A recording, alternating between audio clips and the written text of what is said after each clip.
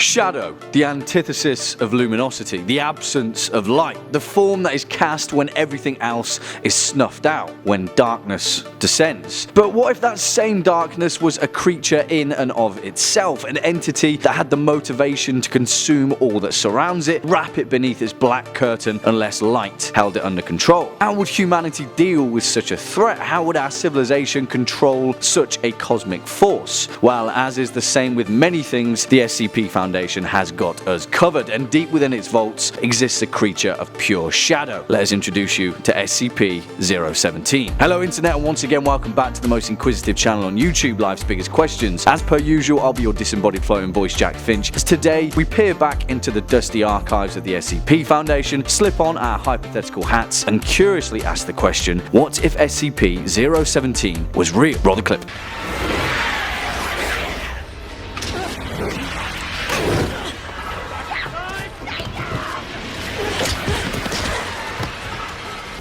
Everyone loves Vin Diesel as Riddick, right? But I hate to break it to you, not even he would be safe if SCP-017 got its shadowy tendrils around him. Poof, he'd be dead. As would the rest of us, unless we could ensure that humanity had a way to bathe themselves entirely in bright light, which would lead to a much different way of life for you and I, and everyone else on the planet fortunate enough not to be consumed by the shadow, or unfortunate enough. It depends which side of the pessimistic fence you're sitting on. Well, strap on your hypothetical thinking caps, because we're about to fall through a literal black hole of how to survive in a post-SCP-017 world, in the moment that we've all been waiting for. The beacons are lit. As the record states, SCP-017, otherwise known as Shadow Person, is a Keter-class anomalous entity that very much wants to get out of its box. It is a humanoid figure approximately 80 centimeters in height, anatomically similar to a small child, but with no discernible identifying features. This anomalous entity seems composed of a shadowy smoke-like shroud, and yet, while no attempt has been successful,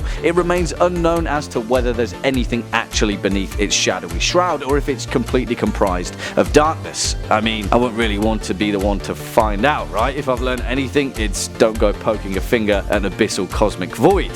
There's a life lesson in that, I think. To keep it under wraps, the Foundation goes to great length. But, well, actually, when you say that, it doesn't really. It's kind of the lowest maintenance skip when you boil it all down, and all it takes is a few well-placed flashlights. Let me explain. SCP-017 is contained in an acrylic glass cage centrally suspended in a concrete room. Attached to the wall, ceiling and floor are high-intensity arc lamp spotlights pointed directly at the acrylic cage to ensure that SCP-017 is constantly exposed to light from every angle. Personnel assigned to the control room are to monitor the functionality of the spotlights and the emergency generator system, and call for maintenance immediately upon knowledge of a burnt out lamp or an issue with the generator. The only circumstance under which personnel are allowed entrance is to replace lamps. When entering the skip's containment room, they're required to wear a designated full-body reflective suit, and under no circumstance can step in front of a spotlight, because of course they'd cast a shadow, and to SCP-017 that's a high-speed highway to take over the planet. Keep that suit in mind for a minute, because it's important and possibly our only line of defense in a post-apocalyptic SCP-017 world. The only way to answer this question is to envisage a scenario where SCP-017 had enough darkness to break out from its containment. A power cut, which, granted,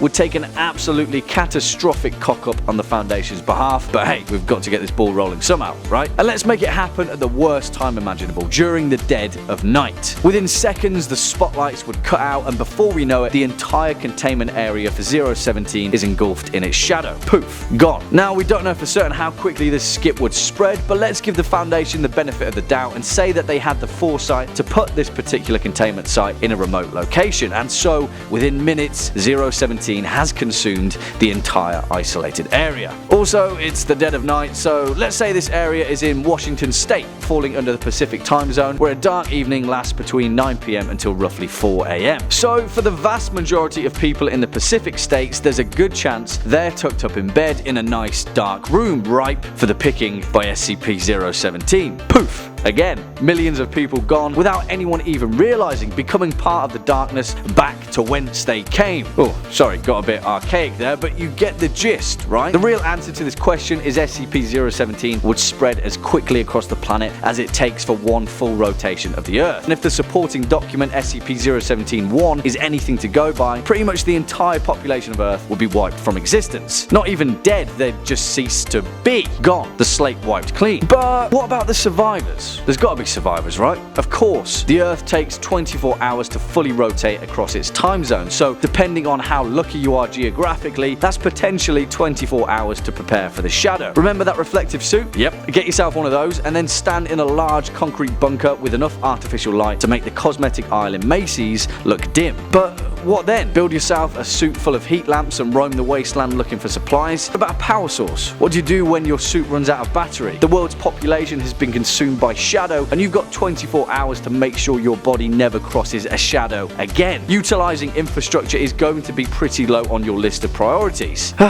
I hate to be the pessimist in this one, but SCP-017 really is the final goodbye. Eventually, inevitably, we'd all succumb to the void. You know what my girl Joni Mitchell said? You don't know what you've got till it's gone. Well, sorry to leave that on such a bum note, but not everything has a happy resolution in the SCP Foundation. Unfortunately, that's all we've got time for in today's video. Sorry for being bleak. But before we depart, let's take a look at some of your more creative comments from over the past few days. Digital Glitch says, what will happen if you read this comment? But I have one question. What if Bagel have no hole? Hold on a hot minute. What if Bagel have no hole? I can't even comprehend that one. I'm still hung up on why do Bagel have hole? Why do Bagel have hole? Aesthetic Meme says, to be honest, you are the best, dude. Sometimes after your vids, I imagine a movie about the SCP. Well, Aesthetic Memes, you're the best, dude. And I'm glad you're enjoying our SCP-based videos. As so far as the SCP movie goes, I'm sure you're not alone in that one, and I'll see what I can do. Someone get me Guillermo del Toro on the line. Well, there we have it, questionnaire. Cheers for sticking around all the way to the end. If you're a fan of this video, make sure to hit that thumbs up button as well as that subscribe button. We'll be seeing you in the next one. As always, I've been your disembodied floating voice, Jack Finch, and until next time, you take it easy.